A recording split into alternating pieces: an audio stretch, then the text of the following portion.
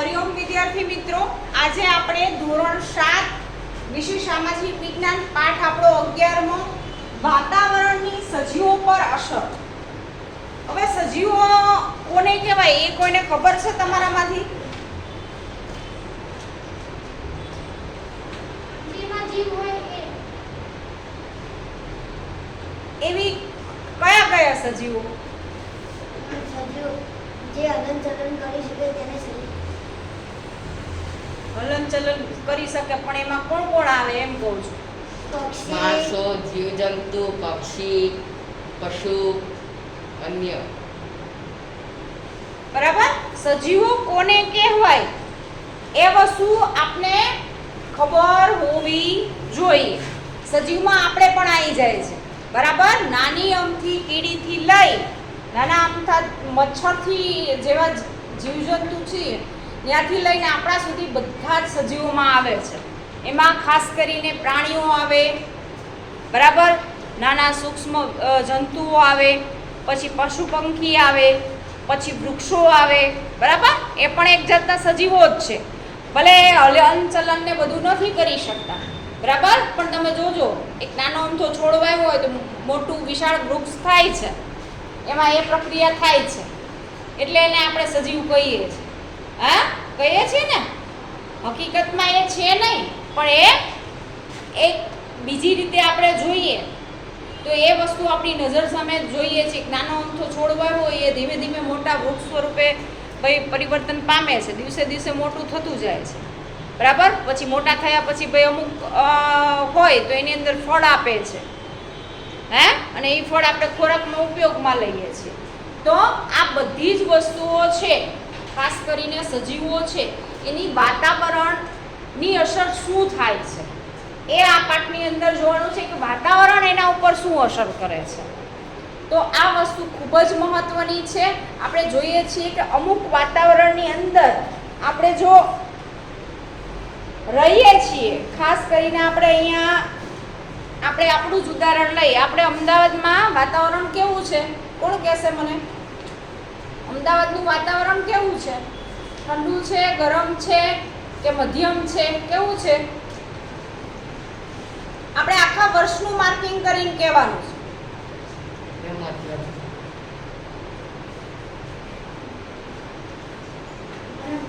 ગરમ છે, બરાબર. અહીંનું વાતાવરણ એકદમ ગરમ છે, બરાબર. તમને શિયાળાની ઋતુમાં આપણે 12 વાગે નીકળો, તમે સ્કૂલે આવો 12, 12:30, ત્યારે ગરમી લાગે છે ને? હે, સૂર્યનો તડકો વધારે લાગે છે, બરાબર. તો આપણે જોઈએ છીએ કે આપણે કયા વિસ્તારની અંદર રહીએ છીએ કે જ્યાં ગરમીનું પ્રમાણ વધુ છે, તો આપણા બોડી ઉપર એની ઇફેક્ટ થાય છે. હવે આપણે જ બહુ ઠંડા વાતાવરણમાં તમે રહેવા જાઓ નહીં રહી શકો. હે, શું કામ? કે આપણું બોડી ટેવાયેલું નથી, આપણે ટેવાયેલા નથી, બરાબર. હવે આપણે ગરમ વાતાવરણમાં રહેલા હોય તો અચાનક તમને ઠંડા વાતાવરણમાં મોકલી દેવામાં આવે તમે નહીં રહી શકો. શું કામ? કે તમારું શરીર ટેવાયેલું નથી. આપણા શરીરમાં નવી નવી ઇફેક્ટ થવા લાગશે, નવું નવું થવા માંડશે. હે, કા શરદી થાય. તમે જો 2 ઋતુ બદલાય છે તો પણ બીમાર પડે છે લોકો. હે, આપણા અસર કરે છે ને, વાતાવરણ જેવું બદલાય એટલે આપણા શરીરને ઇફેક્ટ કરે છે. શરદી, ઉધરસ, ખાંસી, તાવ આ બધું જ થાય છે ઋતુ જ્યારે બદલાય છે. ઋતુનો એક મહિનો એવો હોય જ્યારે બદલાતો હોય ને એ મહિનામાં ખાસ લોકો બીમાર પડે. એટલે એના ઉપરથી આપણે કહી શકીએ છીએ કે ભાઈ ઋતુ વાતાવરણની અસર આપણા ઉપર, સજીવો ઉપર ખાસ પ્રમાણમાં થાય છે, બરાબર.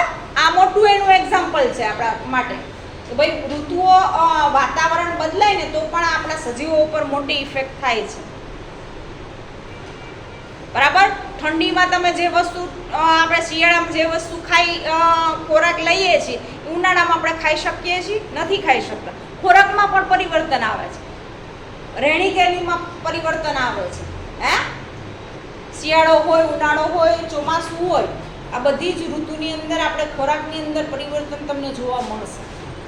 હે, એક સરખું ખાઈ શકતા નથી. આપણે એમ થાય કે ભાઈ રોટલી શાક તો 12 મહિના ખાય છે, એ વસ્તુ તો ખાઈએ જ છીએ, પણ આપણે શિયાળામાં આપણે ખબર જ છે કે ભાઈ શિયાળાની ઋતુની અંદર જે વસ્તુ ખવાય છે એ જ ખાય. પછી એ ઉનાળામાં આપણે ભાવતી પણ નથી. જોજો, ટ્રાય કરજો. ઉનાળામાં તમને કોઈક અડદિયા પાક કે એવું આપશે, સુખડી કે, તો ઓછું ખાવું ગમે. હે, ગરમીમાં આપણે એમ થાય કે ભાઈ ઠંડી વસ્તુ ખાય. બરાબર, આપણા ખોરાકની અંદર ઓટોમેટિક ચેન્જ આવે છે. તો એના ઉપરથી આપણે કહી શકીએ છીએ કે ભાઈ વાતાવરણની અસર મોટી થાય છે. બરાબર, હવે વાતાવરણનું નિર્માણ કઈ રીતે થયું એના ઉપર જશું તો પૃથ્વી સૂર્યમાંથી છૂટી પડી તેવું મનાય છે. જ્યારે તેનો ઉદ્ભવ થયો ત્યારે અગનગોળા સ્વરૂપે હતી. હવે આપણે સૌર પરિવાર વિશે જોઈએ તો સૌર પરિવારમાં આપણે ખબર જ છે કે ભાઈ પૃથ્વી સૂર્યમાંથી જ્યારે છૂટી પડી ત્યારે અગનગોળા સ્વરૂપે હતી. બરાબર, ધીમે ધીમે એ ઠંડા પડતા આખી પૃથ્વીનું અસ્તિત્વ આવ્યું. બરાબર, એમાં મુદાવરણ છે, જલાવરણ છે, વાતાવરણ છે અને ભાઈ જીવાવરણ છે, છેલ્લું આવરણ. આ 4 આવરણો મહત્વના છે. બરાબર, પૃથ્વી ઉપર. હવે જેટલા બાકીના ગ્રહ છે પૃથ્વી જેવા, એ બધા જ ગ્રહ ઉપર આ વસ્તુ શક્ય છે નહીં. પૃથ્વી એક જ એવો ગ્રહ છે કે જેના ઉપર સજીવો રહે છે. બરાબર, જેટલા બીજા ગ્રહ છે એના ઉપર માત્રા કેટલી છે? ઓછા વધતા પ્રમાણમાં છે. આપણે અહીંયા જોઈએ છીએ કે નાની અમથી કીડીથી લઈને આપણા સુધી બધા જ લોકો રહી શકે છે પૃથ્વી ઉપર. બરાબર, શું કામ? કે પૃથ્વી ઉપર વાતાવરણ છે. સજીવોને જીવવા માટેની બધી જ વસ્તુઓ પૃથ્વી ઉપર આવેલી છે. એટલે ભાઈ સજીવો ટકી શક્યા છે. આપણે વાતાવરણની બહાર જાઓ ને એટલે સીધા આપણે ફેંકાઈ જાય. બરાબર, ઊંચી આપણે જોઈએ છીએ, ખાસ કરીને ટેલિવિઝનની અંદર આ વસ્તુ તમને જોવા મળશે કે જેવા વાતાવરણની બહાર તમે જાઓ એટલે આપણે ખબર જ છે કે ભાઈ આપણો પ્રાણવાયુ આપણે મળતો બંધ થઈ જાય તો આપણે રહી શકતા નથી. બરાબર, એટલે વાતાવરણની બહાર જઈએ એટલે સીધા આપણે ખબર જ છે કે ગુરુત્વાકર્ષણ બળનો નિયમ લાગુ પડે છે. સીધું આપણે જમીન તરફ ખેંચાશું. તમે આ પ્રયોગ પણ અવારનવાર વિજ્ઞાનની અંદર પણ હવે કદાચ ના આવ્યું હોય તો આવશે. બરાબર, ગુરુત્વાકર્ષણ બળનો નિયમ કઈ રીતે લાગુ પડે છે.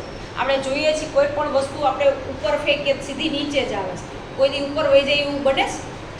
હે, પૃથ્વીની અંદર એમ કહેવાય કે ભાઈ એવું ખેંચાણ છે જેને આપણે નામ આપવામાં આવ્યું છે આપણા વૈજ્ઞાનિકે ગુરુત્વાકર્ષણ બળ. બરાબર, એવું એક બળ છે કે એ સીધું તમને જમીન તરફ ખેંચશે. બરાબર, જ્યાં સુધી વાતાવરણ છે. તમે જેવા વાતાવરણની બહાર જાઓ એટલે તમને કોઈ અસર નહીં કરે. જ્યાં સુધી વાતાવરણ છે ત્યાં સુધી તમને ઇફેક્ટ કરશે જ આ વસ્તુ. બરાબર, આપણે જોઈએ છીએ કે અગનગોળા સ્વરૂપે હતી. આ ગોળો ધીમે ધીમે ઠંડો પડતા તેમાં રહેલા તત્વો પ્રવાહી ઘન સ્વરૂપમાં રૂપાંતર થયા છે. બરાબર, હવે પૃથ્વી જ્યારે એમ કહેવાય ભાઈ ઠંડી પડી ત્યારે ઘન સ્વરૂપે આ બધા જ શબ્દ છે એ વિજ્ઞાનમાં આવે છે. ઘન, પ્રવાહી અને વાયુ. બરાબર, આ સ્વરૂપે એમ કહેવાય કે ધીમે ધીમે અસ્તિત્વમાં આવી.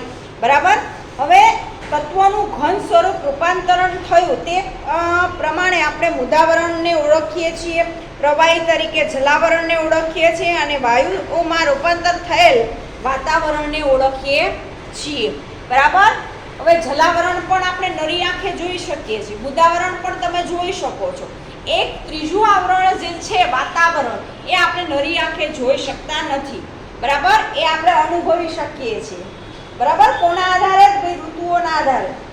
બરાબર, વાતાવરણ અત્યારે કેવું છે એ આપણે અનુભવ કરવો હોય તો આપણે બહાર અત્યારે હું એમ કહું ભાઈ અત્યારે ગરમી લાગે છે, ગરમીનું પ્રમાણ છે એવું આપણે કહીએ છીએ. શેના આધારે અનુભવ કરીએ છીએ? એના આધારે. બરાબર, તો વાતાવરણને આપણે નરી આંખે જોઈ શકતા નથી, એ વસ્તુ આપણે ખાસ યાદ રાખવાની છે. બરાબર, પ્રશ્નની અંદર પૂછવામાં આવશે કે એવું કયું આવરણ છે કે જેને આપણે નરી આંખે નથી જોઈ શકતા, તો આપણે યાદ રહેવું જોઈએ કે ભાઈ વાતાવરણ. હવે વાતાવરણની અંદર કઈ કઈ વસ્તુઓ રહેલી છે એવું પૂછવામાં આવે તો આપણે ધૂળના રજકણોથી માંડી અલગ અલગ જાતના બધા જ એમ કહેવાય કે ઓક્સિજન છે, કાર્બન ડાયોક્સાઇડ છે, બરાબર, એવા અસંખ્ય વાયુઓ વાતાવરણની અંદર રહેલા છે. બરાબર, આ બધી જ વસ્તુઓ તમે લખી શકશો. બરાબર, અહીંયા તમને આકૃતિ પણ આપેલી છે પાઠ્યપુસ્તક પાના નંબર 62 ઉપર કે વાતાવરણના જે વાયુ છે એમાં નાઇટ્રોજન છે, ઓક્સિજન છે, આર્ગોન છે, કાર્બન ડાયોક્સાઇડ છે અને બીજા અન્ય વાયુઓ પણ છે વાતાવરણની અંદર, બરાબર. એની માત્રા કેટલી છે એ પણ તમને આકૃતિ દોરીને સમજાવેલું છે. હવે આપણે પૃથ્વીનું જે વાતાવરણ છે એ કેવું છે? ચારેય બાજુ વીંટળાયેલું છે, બરાબર. હવાનું જે આવરણ છે એને આપણે વાતાવરણ કહીએ છીએ. પૃથ્વીની ચારેય બાજુ વીંટળાયેલા આવેલા હવાના આવરણને આપણે વાતાવરણ કહીશું. જ્યારે પણ એમ કહેવાય કે પૂછવામાં આવે કે વાતાવરણ એટલે શું, તો આ અથવા તો કોઈ વાતાવરણની વ્યાખ્યા પૂછવામાં આવે તો આ સેન્ટેન્સ આપણે લખી દેવાનું. ખ્યાલ આવ્યો બધાને? બરાબર. આ વસ્તુ ક્લિયર આપણા મગજમાં હોવી જ જોઈએ. પછી છે કે એની ઉપર સીમા કેટલી ઊંચાઈએ આવેલી છે. ભાઈ એ પૃથ્વીની એ સપાટીથી એ સેંકડો કિલોમીટર ઊંચાઈ સુધી વિસ્તરેલું છે અને એની ઉપરની સીમા કેટલી ઊંચાઈએ આવેલી છે તે સ્પષ્ટ કહેવું મુશ્કેલ છે. તેમ છતાં પૃથ્વીના ગુરુત્વાકર્ષણ ના અસરના અવકાશમાં જ્યાં સુધી રહેલો છે ત્યાં વાતાવરણ પૂરું થયેલું માનવામાં આવે છે, બરાબર. જ્યાં મેં તમને કીધું કે ગુરુત્વાકર્ષણ બળ જ્યાં સુધી છે ત્યાં સુધી વાતાવરણ છે એવું માનવામાં આવે છે. એના પછી અંતરિક્ષમાં જાઓ ભાઈ તમે પાણીમાં તરતા હો ને એવું જ લાગે, બરાબર. વાતાવરણની બહાર જાઓ એટલે તમે બોલો છો, શું કરો છો ને કાંઈ વસ્તુ ઇફેક્ટ ના કરે. હે એ જગ્યાએ તમે હો કે પથ્થરો હોય કે બીજી ગમે એ વસ્તુ હોય તો એ વાતાવરણમાં તરશે. ત્યાં શું બોલો તમે કાંઈ બી મુવમેન્ટ કરશો તો કોઈ અસર થશે નહીં, અવાજ પણ નહીં સાંભળી શકો. કદાચ બે વ્યક્તિઓ ત્યાં ગયા હોય, આપણે જોઈએ છીએ કે અંતરિક્ષની અંદર આપણા વૈજ્ઞાનિકો ગયા હોય, બરાબર, તો ખોરાકથી માંડી ઓક્સિજનની બોટલથી માંડીને બધી વસ્તુઓ લઈને ગયા હોય. વાતાવરણની બહાર આપણે રહી શકતા નથી ઓક્સિજન વાયુ વગર, બરાબર. તો એ ઓક્સિજનની બોટલથી માંડીને બધી જ વસ્તુઓ આપણે અવાજ સાંભળી શકીએ, બરાબર. એ ક્યાં પહોંચ્યા, શું કરે છે, એ બધી જ વસ્તુઓ જોવી હોય તો અહીંથી એમ કહેવાય કે અત્યારનું સંશોધન એવું થયેલું છે તો એના આધારે આપણે જોઈ શકીએ છીએ કે ભાઈ એ વ્યક્તિ ત્યાં શું કરે છે, બીજા ગ્રહો ઉપર જાય છે, બરાબર. મંગળ છે, શનિ છે, આ બધા જ ગ્રહો ઉપર જઈને ભાઈ તપાસ કરે છે કે ભાઈ ત્યાં વાતાવરણ છે કે નહીં, ત્યાં સજીવ સૃષ્ટિનું નિર્માણ કરી શકશું કે નહીં, બરાબર. આ બધા જ સંશોધનો એમ કહેવાય કે વર્તમાનમાં થઈ રહ્યા છે. અસંખ્ય વૈજ્ઞાનિકો આ વસ્તુ ઉપર કામ કરે છે. હે કે ભાઈ પૃથ્વી એક ગ્રહ ઉપર જ આ વસ્તુ કેમ છે, એના માટે એમ કહેવાય કે સતત ને સતત આજ હમણાં જ થાય છે એવું નથી, વર્ષોથી આ વસ્તુનું સંશોધન થાય છે, બરાબર. એની પાછળ ઘણા બધા અનુભવી વ્યક્તિઓ કામ કરી રહી છે. ગુરુત્વાકર્ષણ બળની અસર અવકાશમાં જ્યાં સુધી એમ કહેવાય રહેલી છે ત્યાં વાતાવરણ પૂરું માનવામાં આવે છે. પૃથ્વીની સપાટીથી આશરે કહી શકીએ કે 32 કિલોમીટરની ઊંચાઈ સુધી વાતાવરણના પળમાં 99% જેટલો હવા સમાયેલી છે. પૃથ્વી એની જેમ જેમ ઊંચે જઈએ તેમ તેમ હવા પાતળી થતી જાય છે, બરાબર. 32 કિલોમીટર સુધી તમને એવું લાગશે, પછી જેમ જેમ તમે ઉપર જશો એમ એમ હવા કેવી થઈ જશે? પાતળી, બરાબર. એ પણ આપણે ભાઈ અનુભવ કરેલો છે કે એના કારણે આપણે કહી શકીએ છીએ ભાઈ હવા પાતળી થવા લાગી છે. પછી છે વાતાવરણમાં રહેલા વાયુ, બરાબર, કે વાતાવરણની અંદર કયા કયા વાયુ રહેલા છે પૂછવામાં આવે તો આપણે યાદ રહેવું જોઈએ. બોલ પ્રાચી મોટેથી.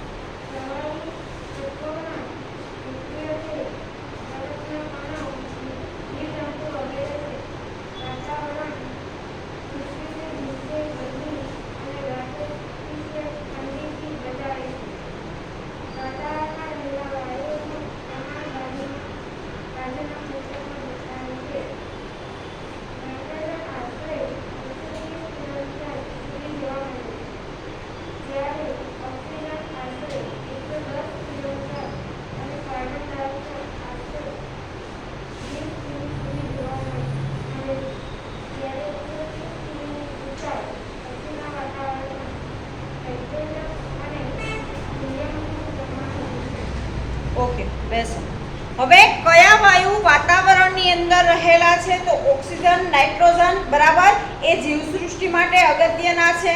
પછી છે ધુમ્મસ, ઝાકર, વાદળ, બરાબર, આ બધા જ વાતાવરણમાં રહેલા સ્વરૂપો છે.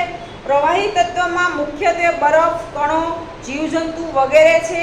પૃથ્વીને દિવસે ગરમી અને રાત્રે અતિશય ઠંડીથી બચાવે છે. કોણ? ભાઈ વાતાવરણ, બરાબર. એ સિવાય આપણે જોઈએ તો 130 કિલોમીટર સુધી નાઇટ્રોજન વાયુ, આ વસ્તુ ખાસ પૂછવામાં આવશે કે ભાઈ વાતાવરણની અંદર કેટલા કિલોમીટર સુધી ભાઈ નાઇટ્રોજન વાયુ રહેલો છે. તો ભાઈ 130, આપણે એ સમયે યાદ રહેવું જોઈએ કે 130 કિલોમીટર સુધી વાતાવરણમાં નાઇટ્રોજન વાયુ રહેલો છે, બરાબર. એના પછી ઓક્સિજન વાયુ છે તો ભાઈ 110, બરાબર, 110 કિલોમીટર સુધી વાતાવરણની અંદર ઓક્સિજન વાયુ છે. એના પછી તમે ભાઈ ઉપર જાઓ તો ધીમે ધીમે એ વાયુનું પ્રમાણ ઘટતું જાય છે, બરાબર. પછી છે કાર્બન ડાયોક્સાઇડ છે વાયુ, એ 20 કિલોમીટર સુધી મળે છે અને 130 કિલોમીટરની ઊંચાઈએ પછી વાતાવરણમાં હાઇડ્રોજન અને હિલિયમનું પ્રમાણ જોવા મળે છે. હવે હાઇડ્રોજન અને હિલિયમ વાયુનું પ્રમાણ 130 કિલોમીટર સુધી જોવા મળે છે. શું કામ? કે ભાઈ એ વજનમાં હલકો હોવાના કારણે 130 કિલોમીટર સુધી જોવા મળે છે. જેટલા વાયુઓ વજનમાં ભારે છે એ એમ કહેવાય બહુ ઓછી ઊંચાઈ, ખાસ કરીને કાર્બન ડાયોક્સાઇડ વાયુ છે એ 20 કિલોમીટર સુધી તમને જોવા મળે. એની ઉપર તમે જાઓ એટલે એનું પ્રમાણ ઘટતું જાય છે, બરાબર. આ વસ્તુ યાદ રાખજો. પછી છે વાતાવરણમાં સ્તર રચના. આગળનો પોઈન્ટ આપણે આપ્યો છે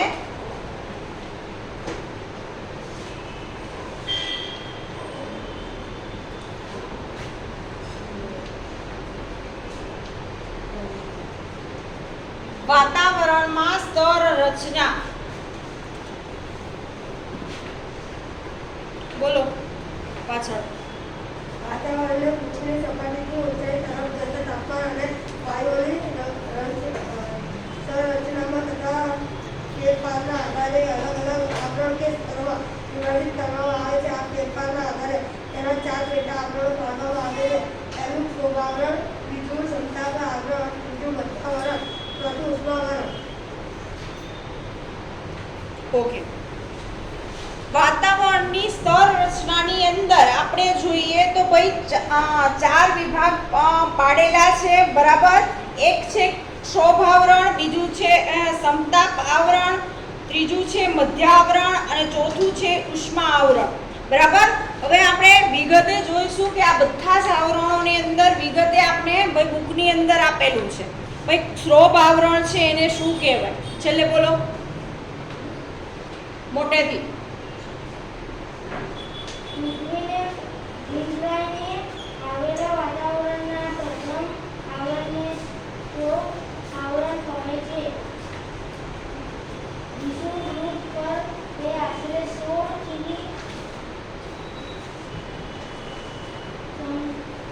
સમશીતોષ્ણ કટિબંધ પ્રદેશોમાં આશરે 12 કિમી અને ધ્રુવો પર આશરે 8 કિમી ઊંચાઈ સુધી ફેલાયેલું છે. ઋતુઓ મુજબ તેમાં ફેરફાર થાય છે. આ આવરણ જીવન સૃષ્ટિ માટે ખૂબ જ મહત્વનું છે. વાતાવરણના તોફાનો, અવાજના તરંગો, હવાની સંરચના, વીજળી, વાદળો વગેરે આ આવરણમાં અનુભવાય છે. આ આવરણમાં પ્રતિ 1 કિમીની ઊંચાઈએ આશરે 0.5 સેલ્સિયસ જેના દરે તાપમાન ઘટે છે. જે ઊંચાઈએ પહોંચતા તાપમાનનું ઘટતું અટકી જાય તે સીમાને ક્ષોભ સીમા કહે છે. ઓકે. હવે ક્ષોભ આવરણ એ પૃથ્વીમાં વીંટળાઈને આવેલા આવરણના પ્રથમ આવરણને, બરાબર. હવે પૃથ્વી આપણે ખબર જ છે ભાઈ નારંગી જેવો ગોળ આકારની છે, બરાબર. નાના ધોરણથી આ વસ્તુ તમે શીખીને આવ્યા છો. કદાચ પ્રશ્નોની અંદર પૂછાય તો પણ આપણે યાદ રહેવું જોઈએ ભાઈ પૃથ્વીનો આકાર ગોળ છે, બરાબર. અને એ આવરણમાં પણ અહીંયા તમને કીધું ભાઈ એક એક પડ છે. જેમ આપણે કોઈ પણ વસ્તુની અંદર તમે જુઓ, એનું મોટું એક્ઝામ્પલ આપણે કોબી તમે જોઈ હશે શાકભાજીની અંદર. તમે એક ઉપરથી પાન ખોલો પછી બીજું નીકળશે, ત્રીજું નીકળશે, એમાં જેમ એક એક પડ નીકળે છે, બરાબર, એ જ રીતે પૃથ્વીના વાતાવરણની અંદર આવા અલગ અલગ પડ આપેલા છે. જે પહેલું પડ છે એને ક્ષોભ આવરણ તરીકે આપણે ઓળખીશું, બરાબર. એ છે આશરે 1600 કિમીની સમતીક્ષ્ણ કટિબંધ પ્રદેશમાં આશરે એમ કહેવાય કે 12 કિમી ધ્રુવો પર આશરે 8 કિમીની ઊંચાઈ સુધી ફેલાયેલું છે. ઋતુઓ મુજબ એમાં ફેરફાર થતો આપણે જોવા મળે છે, બરાબર. જીવસૃષ્ટિ માટે ખૂબ જ મહત્વનું વાતાવરણમાં તોફાનનો અવાજ, તરંગો, બરાબર, આ બધી જ હવાની સંરચના, વીજળી, વરસાદ, વાદળો, બધી જ વસ્તુઓનો અનુભવ આ આવરણ કરાવે છે. 1 કિલોમીટરની ઊંચાઈ આશરે 6.5 સેલ્સિયસના તાપમાને ઘટે છે. ઊંચાઈએ પહોંચતા તાપમાન ઘટતું અટકી જાય છે અને સીમા, એ જે સીમા હોય એને ક્ષોભ સીમા તરીકે આપણે ઓળખીએ છીએ. પાના નંબર 63 ઉપર એની પણ તમને આકૃતિ આપી છે, બરાબર. વાતાવરણની સ્તર રચના કેવી છે, બરાબર. એ સ્તર રચના એક સ્ટેપ બાય સ્ટેપ જે આપેલી છે એ રીતે તમને આપેલું છે, બરાબર. આ વિડીયોની અંદર અહીંયા સુધી રાખીશું. આગળની માહિતી આપણે આગળના વિડીયોમાં જોઈશું. તો ખાસ કરીને વિદ્યાર્થી મિત્રો, પરીક્ષા નજીક આવી રહી છે, તો આપણે પરીક્ષાની તૈયારી પણ સાથે સાથે કરવાની છે. તો ભાઈ ઘરે એક્સ્ટ્રા તમે વાંચવાનું શરૂ કરી દેજો. જે લોકોએ હજી ના કર્યું હોય એ વિદ્યાર્થી મિત્રોને ખાસ નોંધ છે કે ભાઈ એ લોકો પરીક્ષાની તૈયારી કરવા માંડે, બરાબર. તો આ વિડીયોની અંદર અહીંયા સુધી રાખીશું. આગળની માહિતી આપણે આગળના વિડીયોમાં જોઈશું.